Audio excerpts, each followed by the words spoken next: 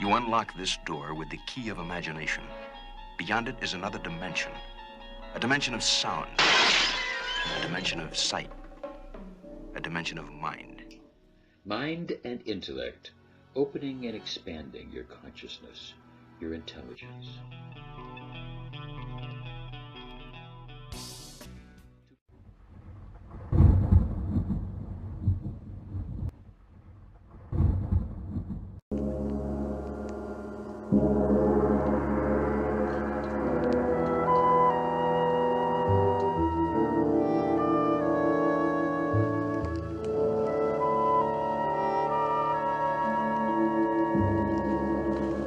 What would you say, ladies and gentlemen, if I were to tell you that there is a dimension where time is neither dead nor unborn?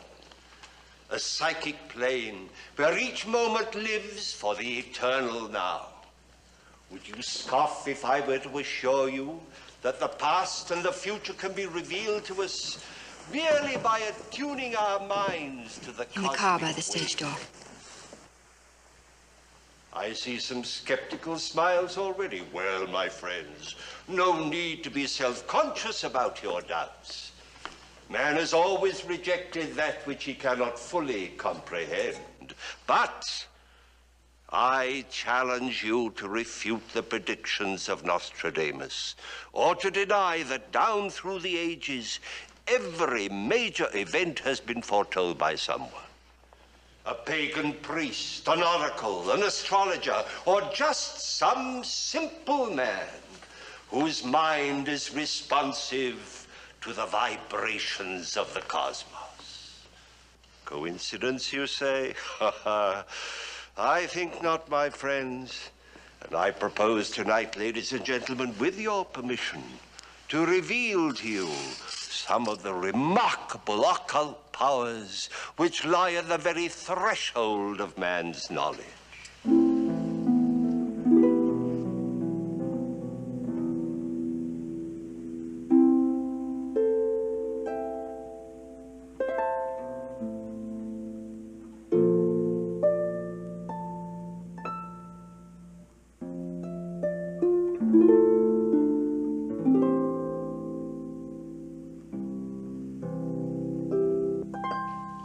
Occult powers?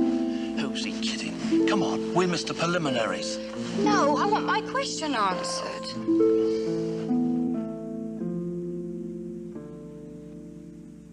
A young woman in the audience wishes to know if her engagement ring is genuine. Well, let me put it this way, madam. Your diamond is as genuine as your fiancé's offer of marriage. He ain't got to make a four-flusher out of me. Hey, you up there. I paid 200 quid for that ring she's wearing, and I can prove it, see? 200 pounds, sir. Well, in that case, your marriage to the young lady should be 200 times prospered. That is, if your arithmetic is correct. All right, smart Alec.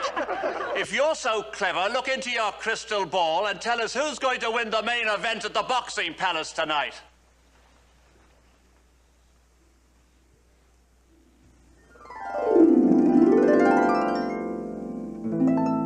The main event at the Boxing Palace tonight.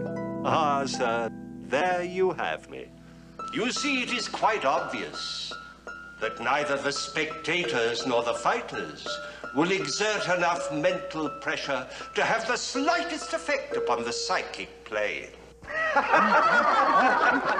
do not misunderstand me, ladies and gentlemen. I have no desire to demean the ancient and honorable profession of prize fighting, which has always been, always,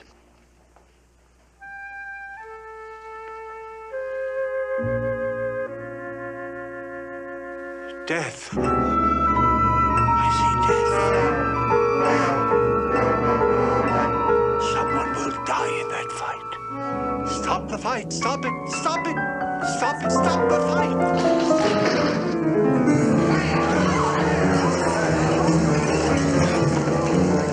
Pull out the curtain.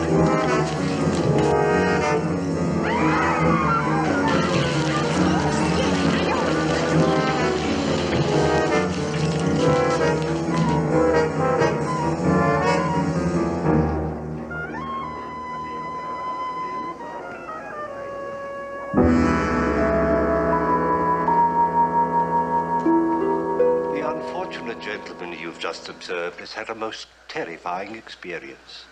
You see, his business is pretending to be clairvoyant. But the glimpse he just had into the future was true, as sure as my name is Boris Karloff. Imagine, if you will, the plight of a man who finds his premonitions concerning those he loves coming true in the most horrible and violent ways. The name of our play is The Prediction, and appearing with me are Miss Audrey Dalton, Mr. Alex Davian, Mr. Abram Safair, Mr. Alan Caillou, and Mr. Vervin Bai. Let me assure you, my friends, this is a thriller.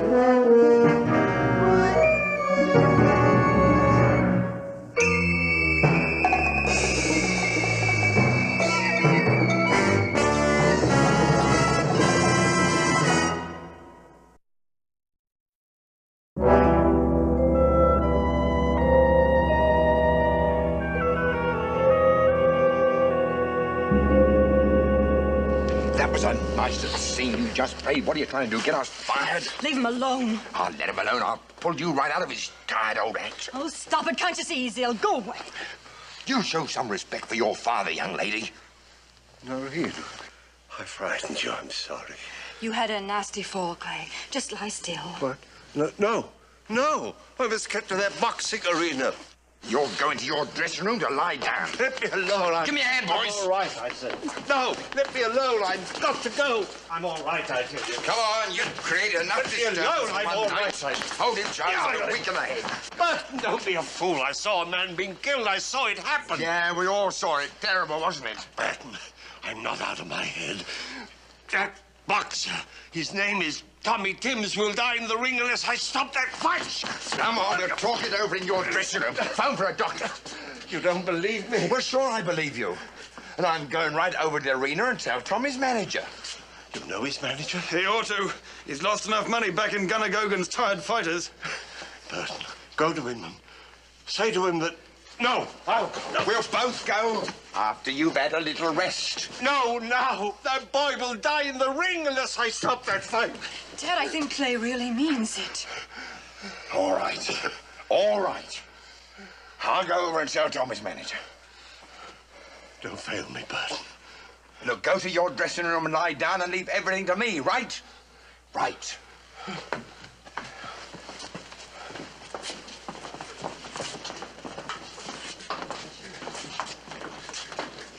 The old phony's got himself believing his own act. Loyalty. That's what I like about you, Burton. Loyalty.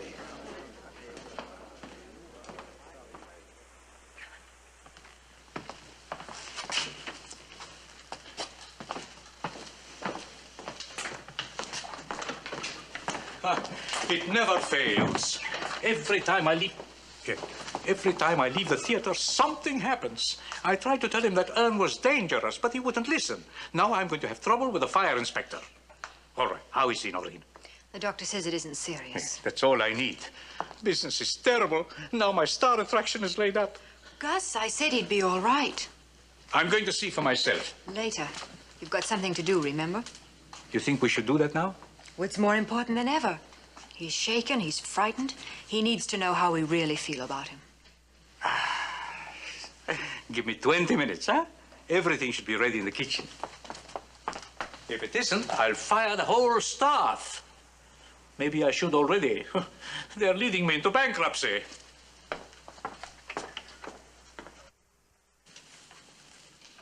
Feeling better? Did your father go to the boxing arena? Yes. How do you feel? Oh, I'm all right, I think. I made quite an exhibition of myself, I'm afraid. The act needed a new finale. Gus will be furious. Gus will be Gus. Noreen, I never made any pretense about the act. It's entertainment, nothing else. I know people are intrigued by thinking they can get a peek into the future. But deep down in their hearts, they know it's just a harmless sham. Just like this beard that I wear in the act. Don't talk about it now, Clay. Have to talk about it. I don't know what happened out there tonight. Was it self-hypnosis or something else, something beyond my control? I don't follow boxing events. How did I know the name of that fighter? You probably saw it on a billboard or read it in the newspapers. You forgot it until that man in the audience mentioned boxing, and then your imagination did the rest. I wonder. I know. You're just tired. You've often said yourself, and I quote, "A suggestion presented to a fatigued mind can sometimes have alarming results," unquote. Do I really sound as pompous as all that? You sound perfect, always.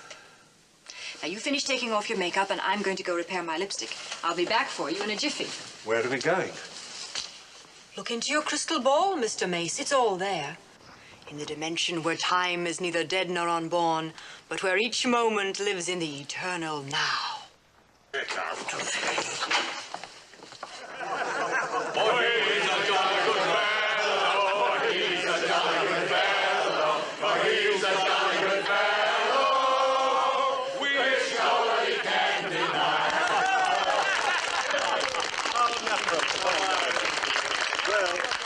All I can say is this is one day I will never forget, and for more than one reason. What you gonna give us for an encore, Clay? Set fire to a stage manager, Charlie. Oh, Noreen, have I got to cut your beautiful cake? Well, here goes. There. No, but seriously, a mere thank you is quite inadequate for what I really feel. What can I say? I say everybody have a good time on Gaskostopoulos. Everybody have a good time. And Nori, music, please. And please, people, don't break up the place too much.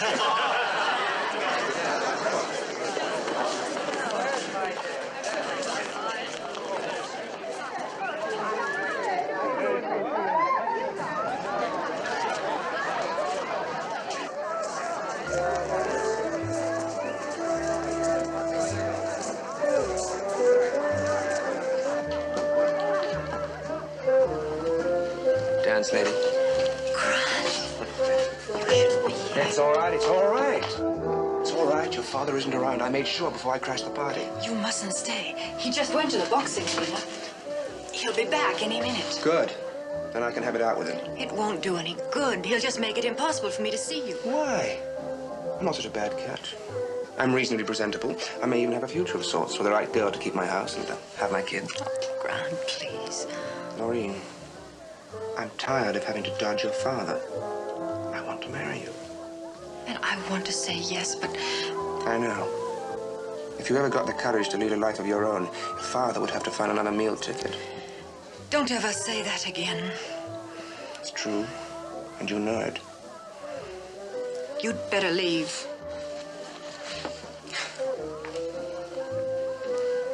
It's not fair. I can't go on like this, and I can't end it. I love you, Noreen. I have to hit out at anything that stands between us. I understand, darling. Just be patient for a little while longer. All right. We'll settle it when I get back from Edinburgh next week, okay? Grant, please leave. All right, I'll go. But this is the last time I run for cover.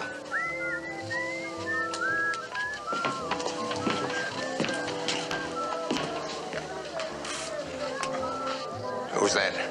Just someone who asked me to dance. You're drunk. Where did you get the money this time? Oh, your old dad's still got a trick or two left up his sleeve. You better not let Gus see you like this. Clay won't stop him from throwing you out this time. He will if he wants to keep you in the head. When you do things like this, I could... You could what? Nothing. That's better. You just remember to keep a civil tongue in your head, my girl. You do exactly what I say, when I say. Understand?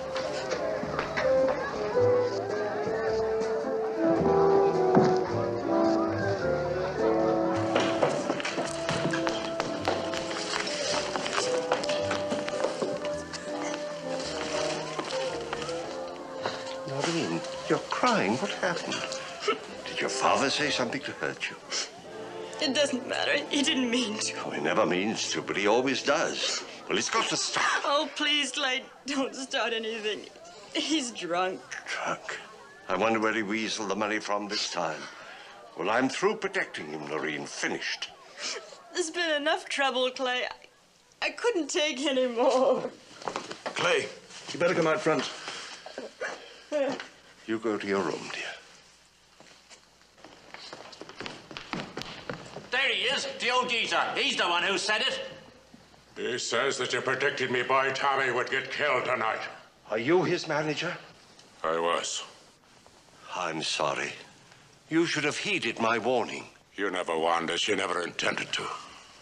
Well, me boy is dead, and I've come to see what kind of a man would turn a profit on a thing so terrible.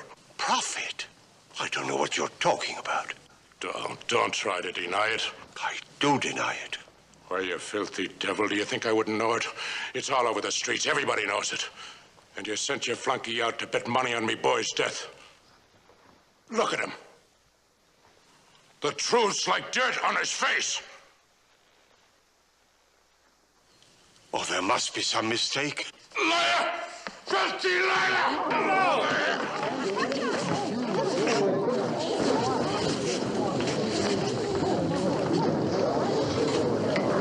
You think Avery's telling you the truth? Send Burton out to warn you. We all heard him. Burton! Where is Burton? I'll find him. Charlie, why did you tell him? Why not? Don't you see? A man as distraught as he is isn't responsible for his actions. If he finds Burton... I just hope I'm there.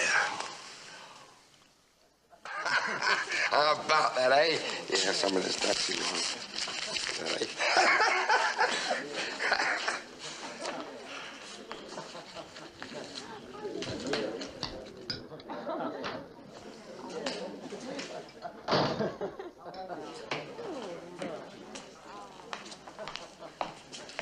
Burton, I want to talk to you. All right, talk then. Alone, if you don't mind. This lady can hear anything you've got to say, Mace. If you please, this is private. Sure, Ducky. I don't mind. You stay right here with me. Bertie, dear. You wouldn't stop a girl from powdering her nose, would you? But let go my arm like a good chap, eh? Well, all right. Only come right back, see? I never could resist a masterful man. Why did you do it?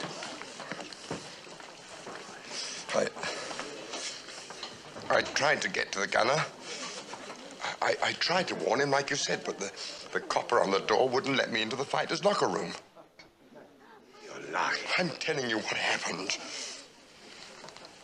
How much did you win? Well, nothing. You can't bet on the fights when you're broke. Well, all right, I made a few quid. £100. Well, all right. So what's wrong with someone trying to get a bit of good out of your hunch? They wouldn't let me see the gunner, so I did the next best thing. All right, I didn't kill the boy. If anyone's to blame, it's you.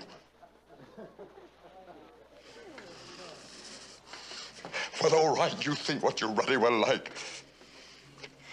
But I'm warning you, if you tell my daughter, if you don't stop trying to undermine me, I'll what? You'll see, Mr. High and Mighty. Come on, let's get out of here. Burton. Burton, don't leave. Don't go. Don't leave with that money, I warn you. You go and hang yourself, Mace. Burton! Burton! Charlie, stop him, I said. Oh, Burton? Why? Something is going to happen. Ah, he's a big boy. He can take care of himself. We shall see.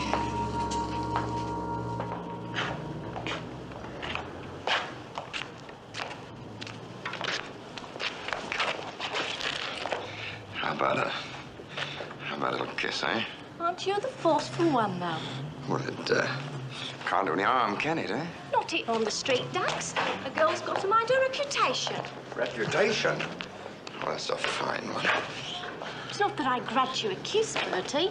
It's just I do like a little privacy. There's a cosy hole. Well, what are we waiting for, eh? Come on, then.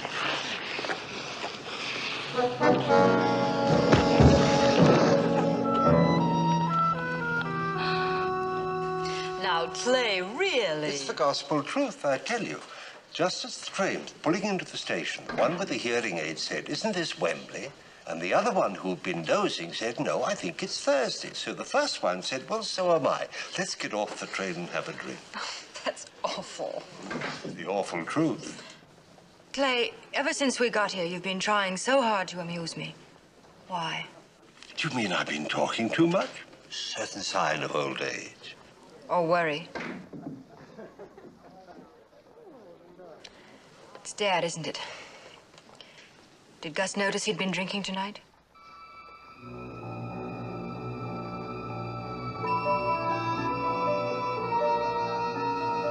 Clay? Clay, what's the matter?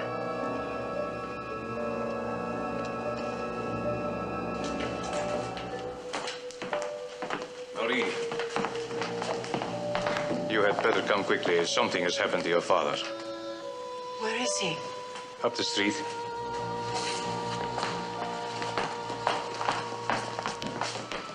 Aren't you coming? There's nothing I can do. I know what's happened. Wait, please.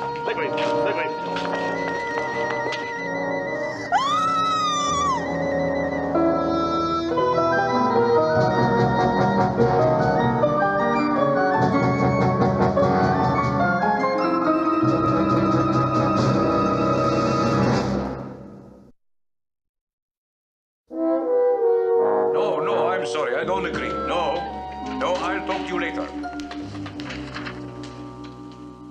Clay! Where have you been all night? I've searched, I've phoned, I was even going to have the river dragged. Why, how was I to know that you weren't going to do something crazy, huh? After your warning to Burton and what happened in that alley? Well, I was worried, Clay. You know how I am. But you're all right now. You're going to be sensible, I'm sure. I've been walking the streets all night, Gus, trying to understand this thing that has happened to me. To me, of all people. There's only one answer. Now, you need a change of pace. Why not rework the act? Dream up some new stunts. Well, I didn't find the answer, but the thought kept growing on me. Maybe I was responsible for Burton's death. Nonsense. It was Gunnar Gogan. The police have already arrested him. Gogan is innocent, but I wonder if I am. Stop it, Clay. You're not playing to an audience here. Gus, did I foresee Burton's death, or did I will it to happen? I could have had a motive. You know there was always friction between us because of the way he treated Noreen. Maybe I wanted him dead. You think you're the only one who hated his guts? That's no kind of logic. I must go to the police. Gogan is innocent. No, that's not clever. The newspapers will get hold of the story. You'll be hounded by every crackpot who wants to peer into his future. Burton was lured into that alley by a woman, Helen Tate. She'll reveal the name of her accomplice as soon as she's apprehended. Sure. Now, why don't I phone the police anonymously, huh? You? Oh, Clay, you can trust me. After what happened to Burton, I'm not going to cross you. I know you won't, old friend.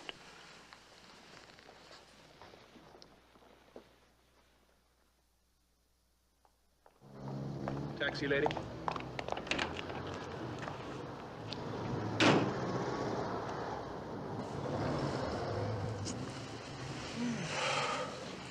A whole week without you.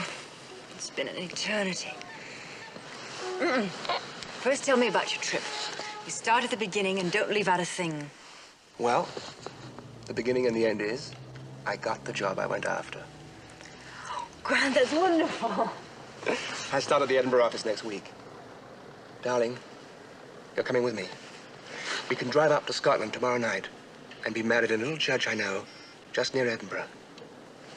We'll have 6 whole days to ourselves before I have to start earning a living for us. Well, you want to marry me, don't you? Yes, Well, then what's wrong? I almost thought the girl cried and got all silly and sentimental when the boy popped the question. I don't mean to spoil it for you, Grant. Well, then, for gosh sake, say yes and put me out of my misery. Noreen, your father's dead. And if Mace is the kind of guy he says he is, he'll be the first one to give his blessing. I can't leave him yet. Why not? He's ill. It's more serious than he'll admit. He needs me. So do I. Grant, don't force me to make that kind of choice.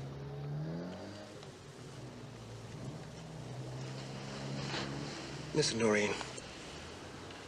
If Mace is really sick, he shouldn't be working. He needs a rest, a forced vacation if necessary. He could break in a new partner while he's resting. Noreen,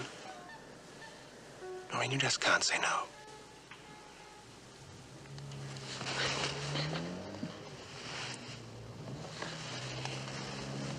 Gosh, you had me scared.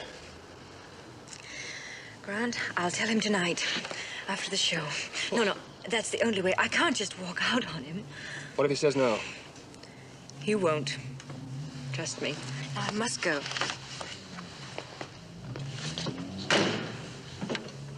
You know something? What? You're going to be a very shrewish wife. Do you want to back out? Haven't got the sense.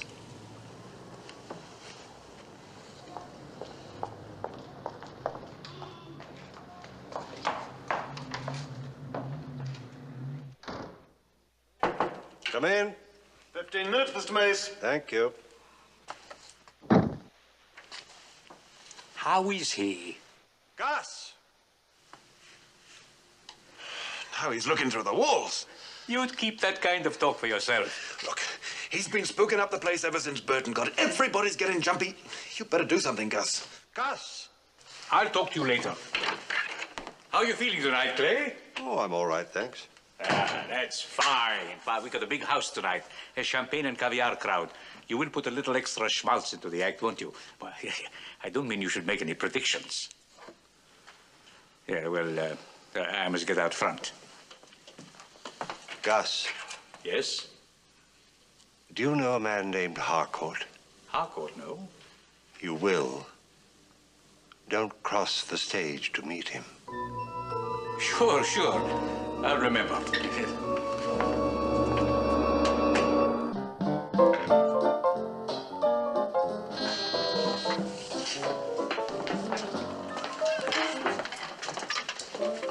Yeah. Yes, he's here. I'll tell him. Yeah. Gus. Shh, Gus. Somebody in your office wants to see you. Fella named Harcourt. Who? Harcourt? What's wrong, Gus? Gus! Yes, Clay.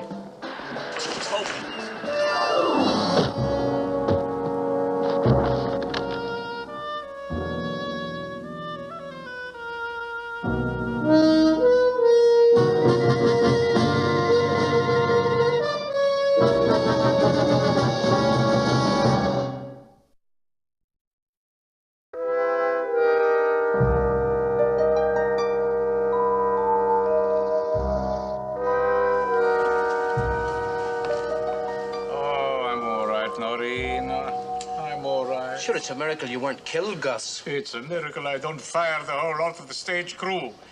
Who did that rigging off stage? Don't blame the crew for what happened, Gus. Clear out, all of you. Go on. Clear out. There are customers out in front.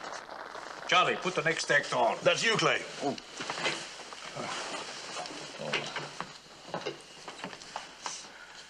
It figured you'd wait until the roof fell in on your head.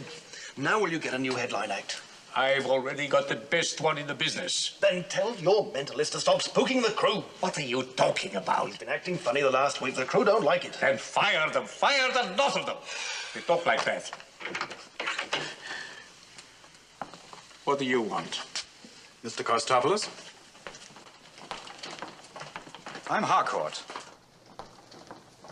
Harcourt? I've been waiting in your office. I know. I'm from the Criminal Investigation Department, sir. Would you mind answering a few questions? What about? Sometime last week, we received an anonymous phone call regarding Roscoe Burton's murder. The call was traced to this theater. Do either of you have any idea who made it?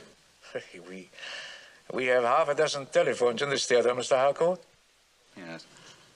Well, I don't suppose it really matters. This is only a routine inquiry. We've already apprehended the killers. Killers? You mean Gunner Gogan had an accomplice? Mr. Gogan has been released. Our anonymous tipster named this woman. I remember her. She was in the club the night of Clay's anniversary party. Helen Tate. She named an unemployed docker as her accomplice. They took about £100 from Burton's body. You sure you haven't any idea who made that call, Mr. Kostopoulos? I said I didn't. Of course. Well, thank you for your trouble. Goodbye.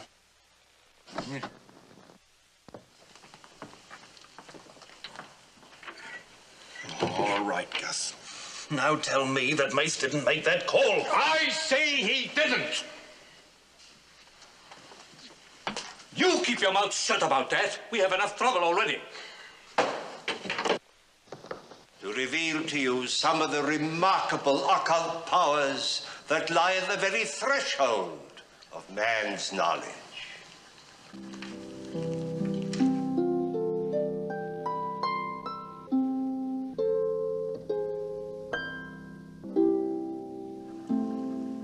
We have a lady inquiring about the whereabouts of her poodle, which has...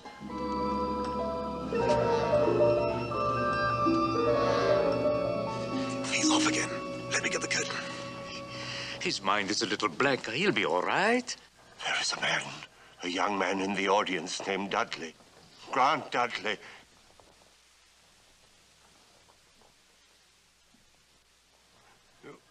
Will you please identify yourself? Mr. Dudley, will you please come forward? Mr. Dudley, I know you're out there. Mr. Dudley. Dudley. Dudley! Dudley! I know you're out there. Mr. Dudley! Dudley! Dudley! Mr. Dudley! Panic on your hands, Gus. Let me get the curtain. Let me get him off. Dudley! All right, get him off. Dudley! Dudley! Dudley! Dudley! Dudley!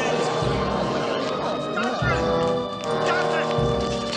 Let go of me! Let go of me! I've got to warn that boy! Gus, Laurie, you help me. Dudley must not make that trip. It will end in death.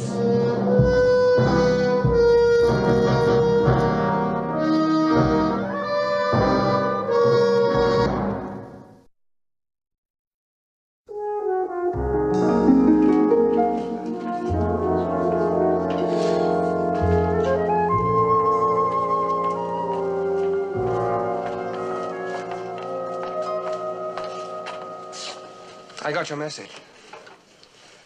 How is Mace this morning? Not so good. Gus hired a new headline act. Tonight is our last performance. Oh, I'm sorry. No, I'm not sorry. That was a cheap trick he pulled last night. I read the ending in the morning papers. Grant, that wasn't a trick. Oh, come off it, Noreen. He's no better than your father was. He'll do anything to stop you from leaving him. Including getting sacked? Publicity never hurt an actor. Grant, I tell you, he saw something. What? A flaming crash off the highway? Or maybe saw her skidding off a cliff or tumbling off a bridge? Stop it. Sure. Just tell me if you're still coming with me tonight. I can't. Grant, I can't. He needs me more than ever now. He's ill. Noreen, if you don't break away now, you never will. He'll always find a way to hold you. That's not true. Clay could never deny me anything he thought I really wanted. Well, how did he know about you, Grant? I never mentioned your name. He knew nothing about us. I imagine he has ways of checking on you. That's unworthy of you, Grant. Noreen, I got a wire from the firm this morning. They've changed my assignment. I have to report to the Rome office by the end of the week.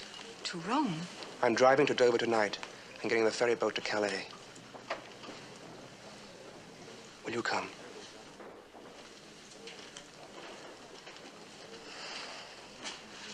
Wait here.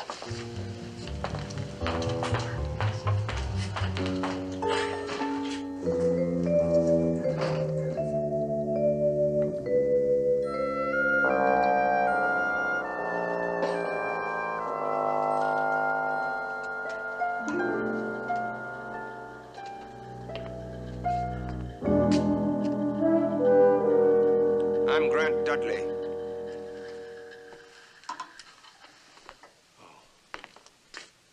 Noreen says you don't know about us. I don't believe it. I want to marry her, and I want you to say it's all right. You love each other? Yes. Then you must marry. You mean she has your blessing? My dear young man, I have no right to withhold my consent to anything Noreen wants to do. Then tell her that prediction you made last night was, shall we say, a mistake. I can't do that. Oh. So that's it. You won't stop her from doing anything she wants. You'll just keep her brainwashed so that you can do her thinking. Well, I'm taking her with me tonight, Mace. Prediction or no prediction. Then you must accept the consequences. I'll accept anything that happens. Just don't try any more of your cheap tricks. Dudley, I promise you I won't try to influence Noreen in any way, but in return, you must promise me something. What? Promise me that you'll turn back immediately if you see a twisted sign. A twisted sign? A signpost with the legend, Edinburgh, 50 miles. You've got a bargain, Mr. Mace.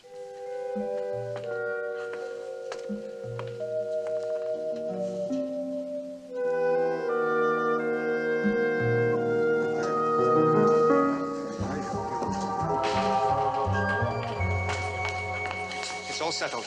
He's given his permission. Well, go and ask him if you don't believe me. He asked me if we loved each other. I said yes. So he said we should get married. What could be plainer than that? Oh, Grant, that's wonderful.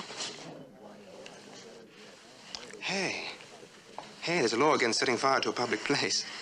Coward. Oh, am I going to teach you a lesson? Well, come on. I've got to pack. And you've got to do whatever brides are supposed to do before they're whisked away in the night. What about Clay's prediction? Forget it. Now, what did he say? Nothing. What did he say? All right. He made me promise to turn back if we see a signpost that says Edinburgh, 50 miles. Well, don't you see it, honey? His prediction was a phony. All right. A mistake, then? He didn't know about my being transferred to the Rome office, unless you told him. I didn't tell him. Well, that proves it, then. Edinburgh is 300 miles to the north. We're driving south tonight. We're not going to be anywhere near Edinburgh. Come on.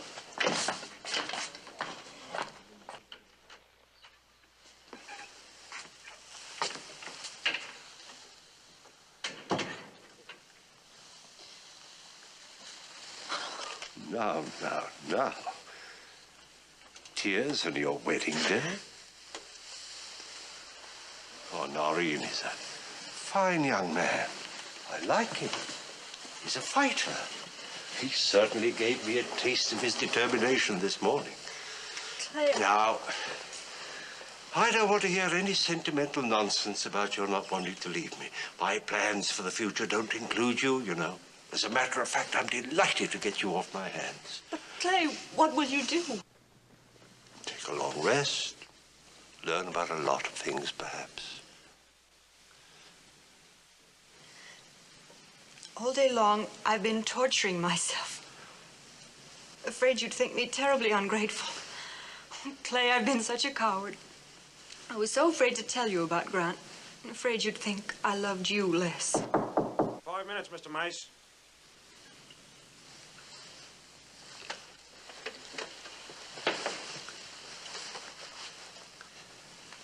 Shall we stand them on their ears, Miss Burton?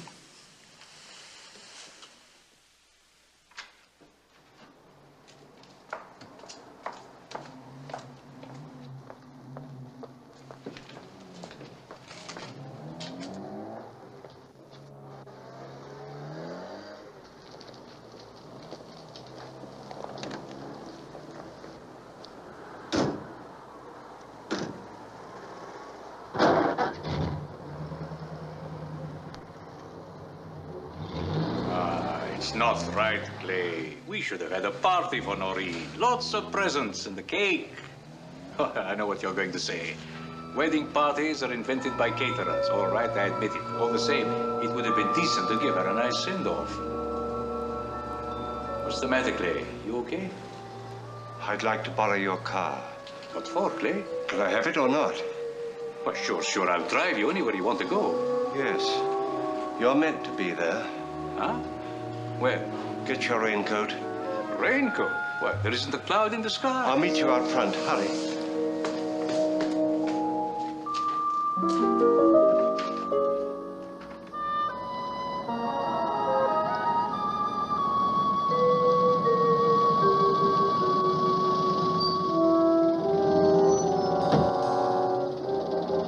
Where to? Just keep driving. I'll tell you when to turn.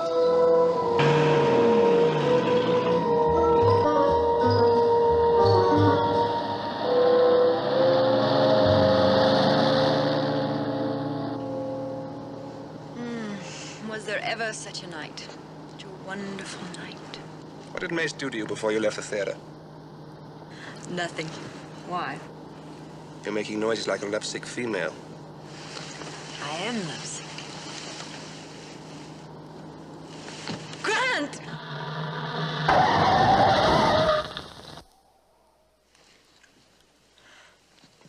Whew.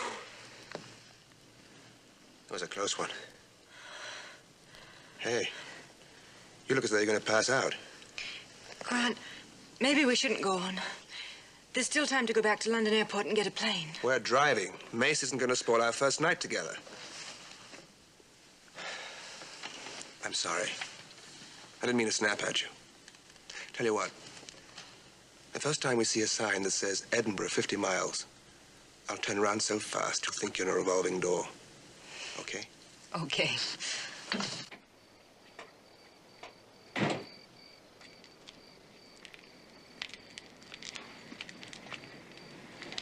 You'd better put a flare out, chum. I almost climbed over you. I just lit one, mister. I must have gone out. I'm sorry. Might I trouble you to stop at the next garage and send back a tow van? Glad to.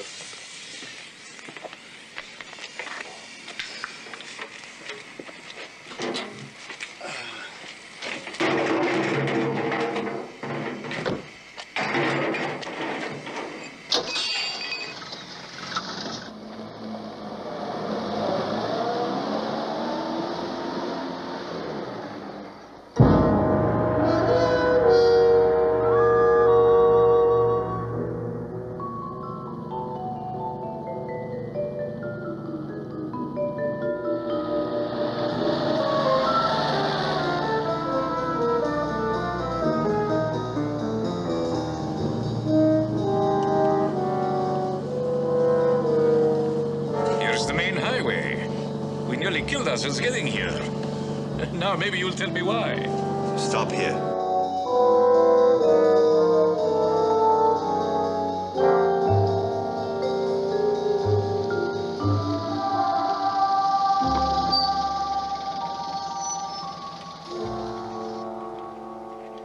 Clay, what are you going to do? Wait in the car, Gus. Has a black sedan come this way in the past half hour? Just a minute, sir, while I make this connection. There you are. What can I do for you, sir? Fill her up? No. Have you seen a black sedan, a young man and a girl? Clay, what's all this about? You're old man, Governor? What'd she do, run away with a ruddy bloke? Have you seen them? There ain't been a car past here since sunset, sir. Thank you very much. Listen to me, Governor. I'm a married man myself, and I know what you're going through.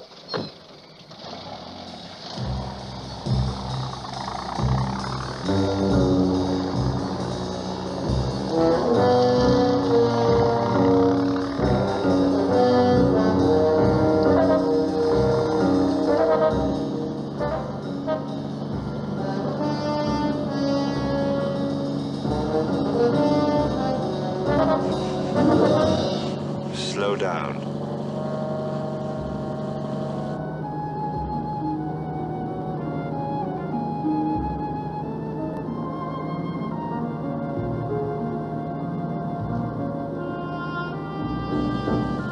Clay, don't you think we ought to talk this over once again?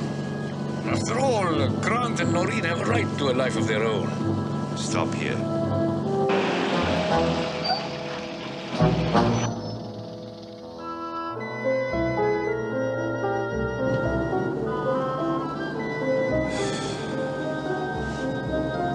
Hey, my watch has stopped. What time is it? 11:45. 11:45. You've got to step on it. Grant, we can catch a later ferry boat. We're catching the midnight ferry. But you promised that truck driver you'd stop at the next garage. We'll do our good deed and catch that boat.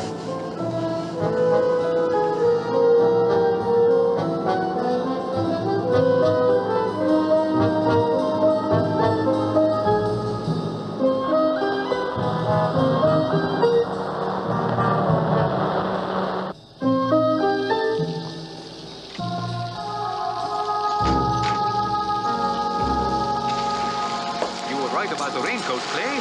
That's it. I've had enough. Now get back in the car. I'm going to take you back. You need a doctor. Wait here. Clay!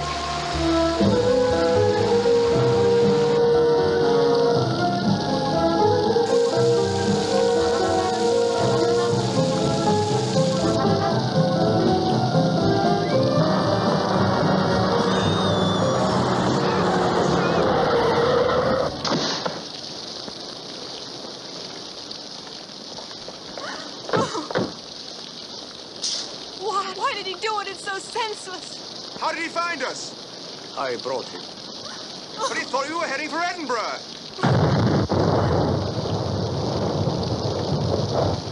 The petrol station. We were going to stop there. That's probably what he saw. I should have listened to him. He was right. He had to die to convince me. No. You could not have changed anything. He saw the future. And he was resigned to it. We were all fated to do what we did. Mace could not change what was going to happen. And he accepted the inevitable. I'm sure he was glad that his death was the means of saving your lives.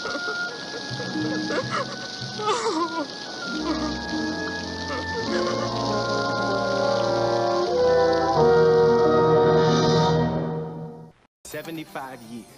That's how much time you get if you're lucky. 75 years. 75 winters, 75 springtimes, 75 summers, and 75 autumns. When you look at it like that, it's not a lot of time, is it? Don't waste them. Get your head out of the rat race and forget about the superficial things that preoccupy your existence. 75 birthdays, 75 Christmases with your loved ones. That is all you have from God. You have to decide what is important in this moment, how you use your time wisely, because what you do creates your future, creates your tomorrow. Don't waste your time on bullshit. With the time God has given you, create your life, boost up your intellect, boost up your soul. That is giving you a chance to live a better life. God has given you time now. Don't waste your time on mindless television. Build up your intellect, your mind, your soul, your spirit. Open up your mind. Upgrade to IamFlix. Sign up to IamFlix.com. Change your life.